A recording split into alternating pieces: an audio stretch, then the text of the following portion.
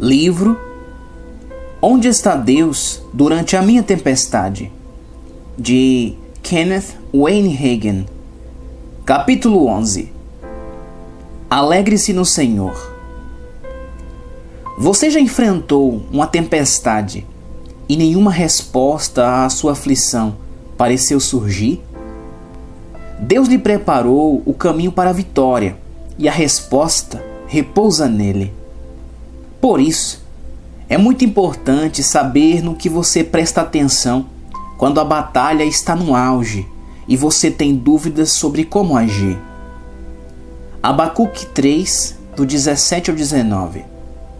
Porquanto, ainda que a figueira não floresça, nem haja fruto na vide, o produto da oliveira minta, e os campos não produzam mantimentos, as ovelhas da malhada sejam arrebatadas, e nos currais não haja vacas. Todavia, eu me alegrarei no Senhor, exultarei no Deus da minha salvação. Jeová, o Senhor é a minha força e fará os meus pés como os das servas, e me fará andar sobre as minhas alturas. No início dessa passagem, Abacuque descreve um cenário árduo, de falta de colheitas, rebanhos perdidos, escassez de alimentos e pouca esperança para a sobrevivência e o bem-estar do povo. Uma situação desoladora. No entanto, o profeta não manteve os olhos no problema, e sim no Senhor. Ele escolheu adorar, apesar das circunstâncias que atingiram Judá.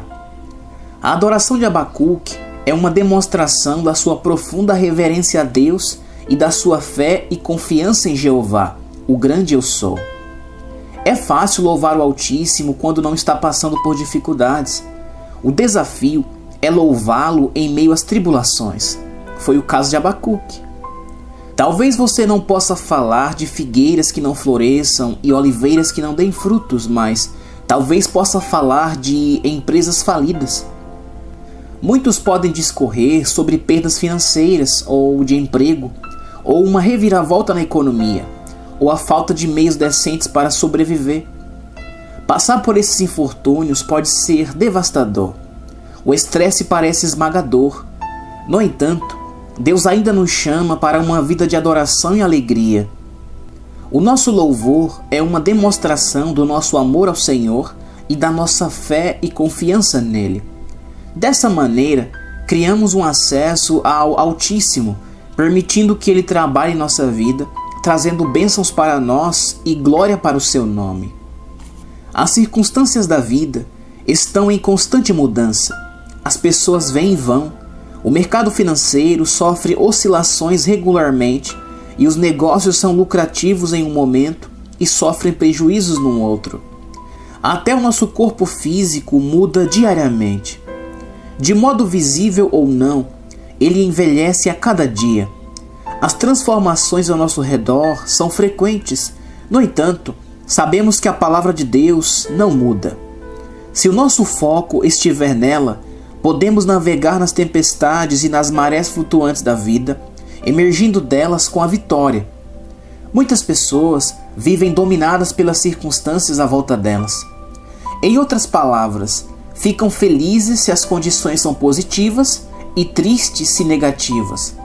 Um dia estão animadas e no outro cabisbaixas, como se estivessem em uma montanha russa emocional. Esperança para o futuro. Durante a Grande Depressão, várias pessoas tiveram enormes perdas materiais: casa, carro, outros bens e ainda muitos pertences pessoais. A frequência às igrejas e a procura por louvores cristãos aumentaram durante aquele período da história. Músicas como When We All Get to Heaven, quando chegarmos ao paraíso, e Everybody Will Happen Over There, todos serão felizes lá, se tornaram populares. O povo perdeu a esperança no governo, na bolsa de Wall Street, na economia e talvez no sonho americano. Naquele tempo, porém, muitos se apoiaram na glória eterna. Temos passado por um momento econômico preocupante, com empresas se restaurando, negócios em queda e investimentos ruindo. Diante desse cenário, é preciso concentrar-se no que é permanente na vida. Os cristãos de hoje têm a mesma fé na glória e certamente estamos cada vez mais perto da volta de Jesus. No entanto, o Altíssimo não nos deixou sem esperança para a nossa vida terrena. O paraíso é um lugar glorioso e devemos ansiar pela eternidade com o Senhor, mas também precisamos confiar na palavra de Deus a fim de mudarmos as circunstâncias e triunfarmos em nossa jornada no mundo natural. Abacuque disse: "Todavia, eu me alegrarei no Senhor, exaltarei no Deus da minha salvação." Abacuque 3,18. O profeta esperava confiante em Deus por um futuro melhor. Entretanto, as circunstâncias vistas por ele refletiam qualquer coisa, menos prosperidade. Atualmente, muitos servos de Deus estão perdendo a esperança. Eles se preocupam e perguntam ao Senhor: o que fazer? Como Abacuque conseguiu se alegrar na adversidade? Só pode ter sido por causa do conhecimento dele acerca do Altíssimo. Quando se conhece o Senhor, seu caráter, sua natureza e suas habilidades, é possível permanecer firme na fé, mesmo durante as oscilações da vida. Você deve louvar a Deus por quem Ele é, mesmo em tempos difíceis, pois Ele é o mesmo ontem, hoje e sempre. Ver Hebreus 13:8. Em momentos bons e ruins, é sempre importante se regozijar no Senhor. A alegria antecede a vitória. Assim como é bom render graças ao Senhor por quem Ele é, mesmo durante circunstâncias ruins da vida, também o é quando se alcança a vitória, ao chegar à outra margem da tribulação. Abacuque louvou a Deus, inclusive por isso. Ele se alegrou no Deus da sua salvação, porque sabia que o Altíssimo viria ao socorro dele e o ajudaria. Como você reagiria se não tivesse capital para pagar uma obrigação financeira de valor alto em atraso e alguém se aproximasse dizendo: "Eu cuido desse assunto"? Você olharia completamente apático para a pessoa e lhe diria em um tom frio: "Obrigado"? Você ficaria feliz e animado, não é? Quem crê na resposta do Senhor à oração precisa alegrar-se no Deus da sua salvação. Você tem de encher-se de júbilo, animar-se e agradecer antes mesmo de receber o que pediu ao Altíssimo. O Deus da salvação suprirá todas as suas necessidades. Você pode depender dele para isso, pois ele nunca muda. Seja qual for a tribulação ou provação que estejamos enfrentando, possuímos todos os motivos para nos alegrarmos. Romanos 8,32. Aquele que nem mesmo a seu próprio Filho poupou, antes o entregou por todos nós, como nos não dará também com ele todas as coisas? O Pai não poupou o seu único Filho. Ele o entregou de boa vontade a fim de resgatar-nos do pecado, salvar-nos do inferno. Se Deus nos deu o seu melhor ao enviar Jesus, por que algumas vezes duvidamos da sua disposição em nos curar, libertar e suprir as nossas atuais carências? Deus é o nosso estabilizador. Ao enfrentar crises, seja qual for a natureza delas, falta às pessoas o conhecimento necessário que as ajude a manter o foco em Deus e não nas circunstâncias. O texto de Isaías 33:6 declara: "E haverá estabilidade nos teus tempos, abundância de salvação, sabedoria e ciência, e o temor do Senhor será o seu tesouro." Conhecer Deus e ter um relacionamento íntimo com Ele, como era o caso de Abacuque, traz grande segurança em tempos de incerteza. É fácil entender por que algumas pessoas se apavoram em meio a uma tribulação. Elas não têm algo que lhes promova equilíbrio. A fim de ilustrar a situação, os aviões são equipados com um instrumento chamado estabilizador ou cauda, que os deixa estáveis enquanto voam. O estabilizador equilibra a aeronave contra forças que atuem nela durante o voo, ajudando-a a direcionar e a manter-se no ar.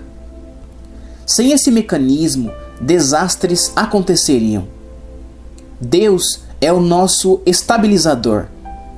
No entanto, se a nossa atenção estiver na adversidade e não na palavra, em vez de nos alegrar em tempos de angústias, ficaremos com medo, confusos, trêmulos e instáveis.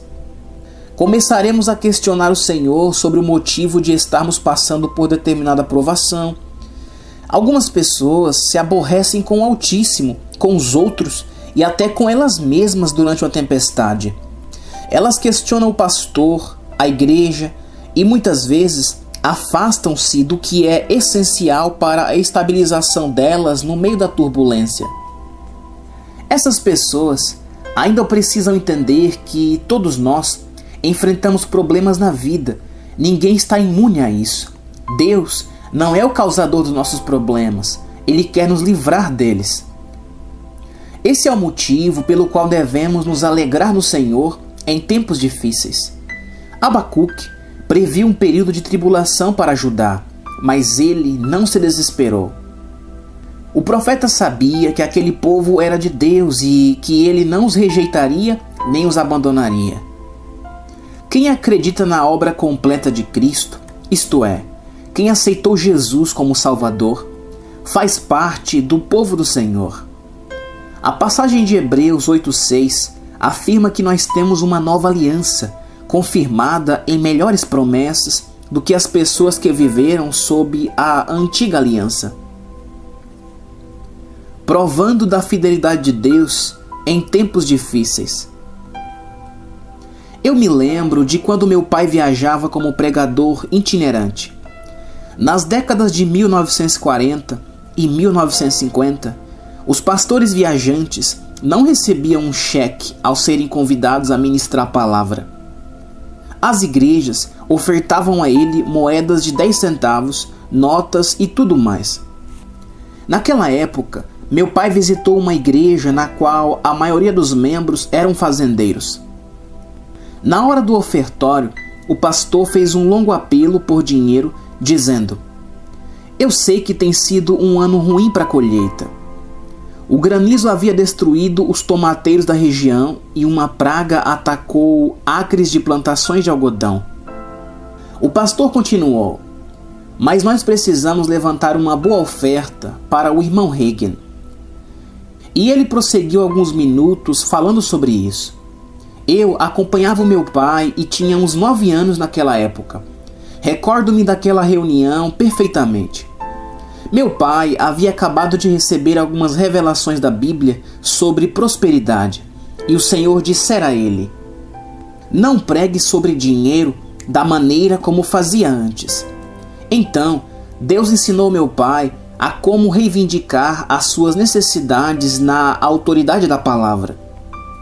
Antes do culto seguinte, meu pai chamou o sacerdote e disse: "Não faça apelo algum por dinheiro quando solicitar que me abençoe.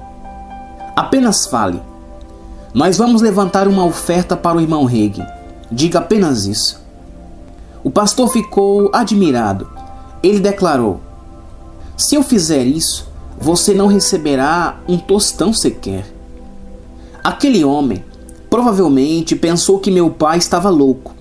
No entanto, o meu pai havia descoberto o maior poder estabilizador do universo, a palavra de Deus, e assim estava colocando o aprendizado em prática. Na verdade, ele estava muito confiante que o Senhor cuidaria dele e por isso disse: "Bem, se eu só ganhar 10 centavos, você não me ouvirá reclamar ou dizer uma palavra sobre isso." Relutante, o pastor seguiu a instrução do meu pai. A quantidade arrecadada naquela noite foi a maior já ofertada pela igreja a um ministro visitante. O líder da congregação disse a meu pai: "Eu nunca vi coisa igual."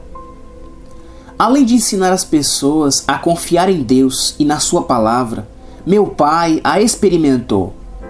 Quando a situação parecia crítica, Ele tinha uma força estabilizadora que o mantinha firme durante as crises da vida e o levava a salvo e vitorioso para outra margem das tempestades. Em Abacuque 3, do 17 ao 19, o profeta está dizendo ao povo que não se prenda a circunstâncias negativas, mas que se alegre no Senhor e mantenha o coração firme e estabilizado nele. As situações mudam, mas Deus não. Ele é a nossa salvação. Isto é, o Altíssimo supre todas as nossas necessidades: libertação, proteção, bem-estar, prosperidade. Talvez algumas pessoas afirmem: você não sabe das minhas dificuldades. Em meus 50 anos de ministério, ouvi isso inúmeras vezes. Há irmãos que se ofendem caso alguém tente ensiná-los a concentrar-se em Deus durante as tempestades da vida. Encorajar alguém a focalizar o Altíssimo em meio a uma crise não é minimizá-la. Afinal, essa é a atitude principal para a pessoa passar pela provação e desfrutar de dias melhores no futuro. O Senhor nunca passa por cima da nossa vontade. Em outras palavras, devemos convidá-lo a entrar em nossa vida e participar das situações a qual estamos enfrentando. Quando ficamos preocupados, inquietos ou murmurando na tribulação, é como se atássemos as mãos de Deus e Ele não tivesse como nos ajudar. Nós fechamos a porta para Ele. No entanto, quando levantamos as mãos e a voz em adoração, entregando a preocupação e o controle dos nossos problemas para o Altíssimo, nós permitimos que Ele nos estabilize, fortaleça e guie em tempos difíceis. Abacuque declarou: Jeová, o Senhor, é minha força, e fará os meus pés como os das servas, e me fará andar sobre as minhas alturas. Abacuque 3,19. Algumas pessoas não querem ser fortalecidas durante uma adversidade.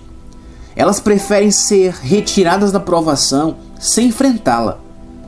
Rejeitam a oportunidade de aprenderem com Deus e andar em lugares altos ou desafiadores da vida. Apenas desejam que o Altíssimo elimine as dificuldades no mesmo instante. É quase como se quisesse receber o livramento ou do jeito delas ou de nenhum outro. Em tempos de angústia, Deus nos dá força e capacidade a fim de que superemos a tribulação. Também pode acalmar a tempestade ou guiar-nos por ela até a praia. De ambas as maneiras, Ele sempre nos faz triunfar em Cristo Jesus.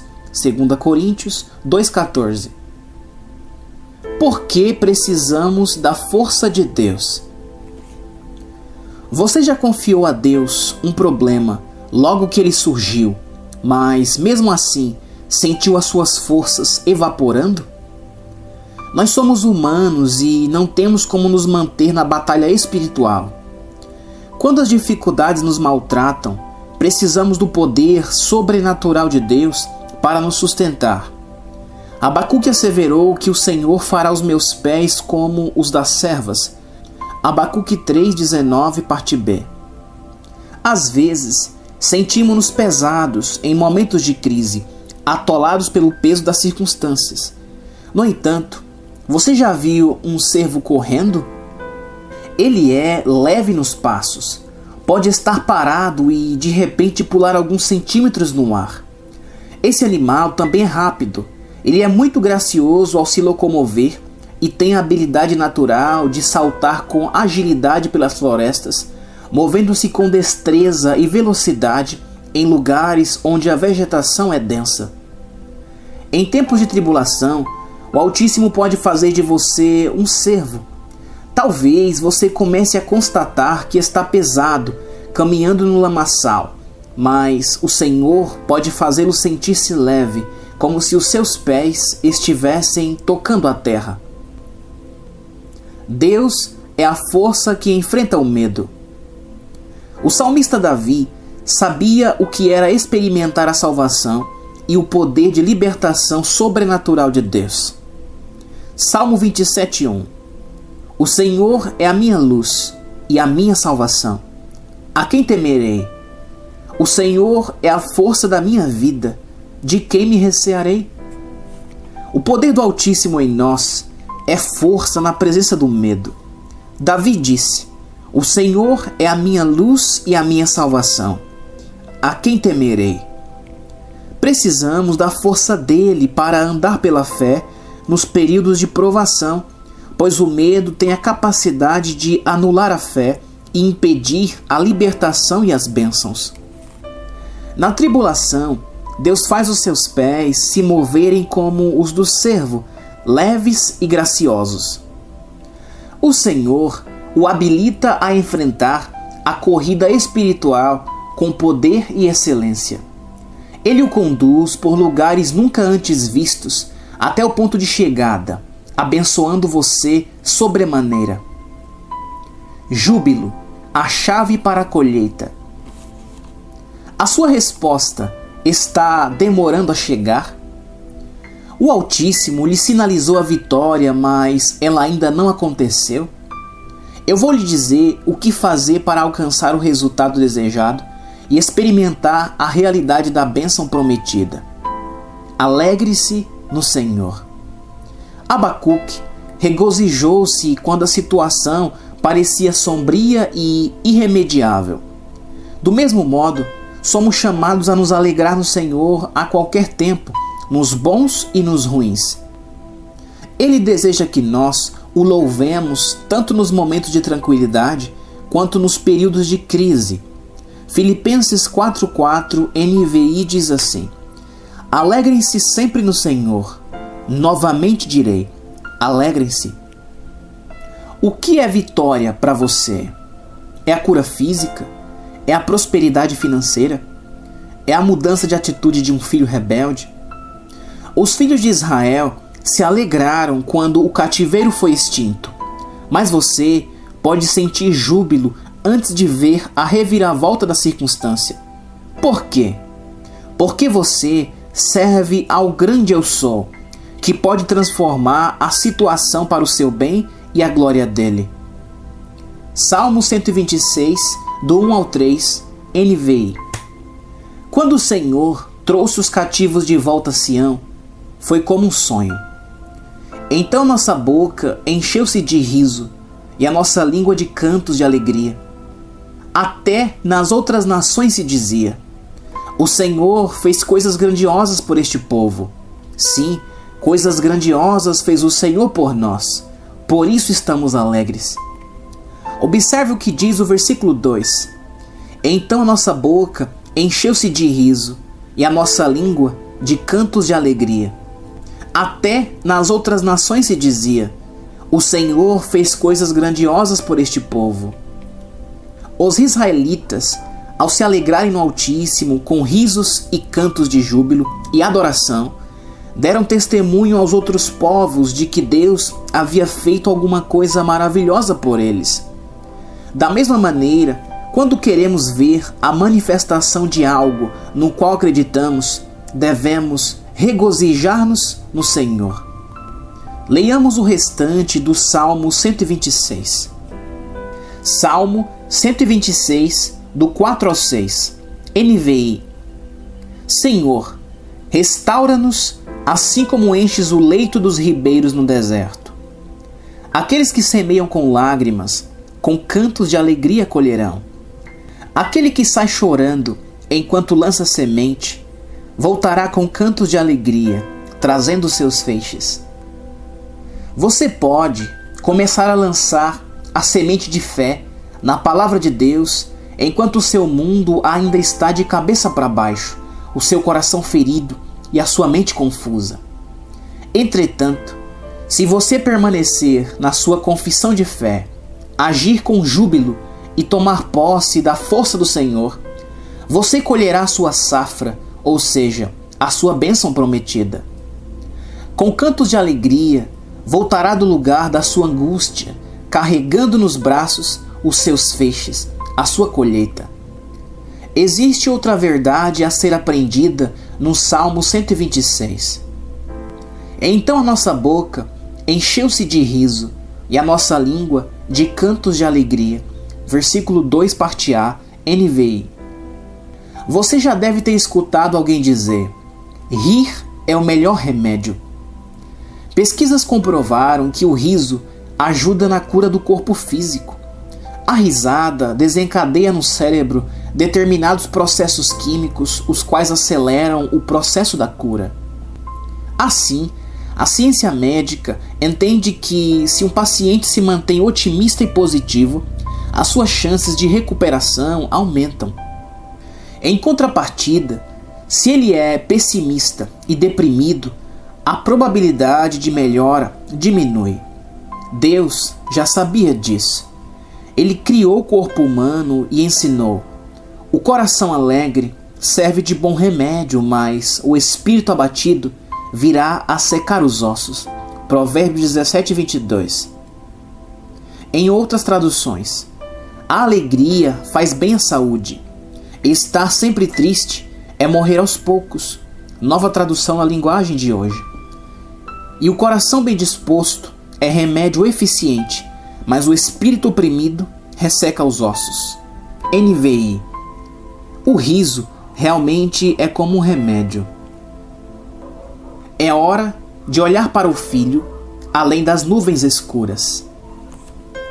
Seja qual for as circunstâncias que tente tirar sua atenção de Deus e da sua palavra, lembre-se de que você não precisa carregar esse peso.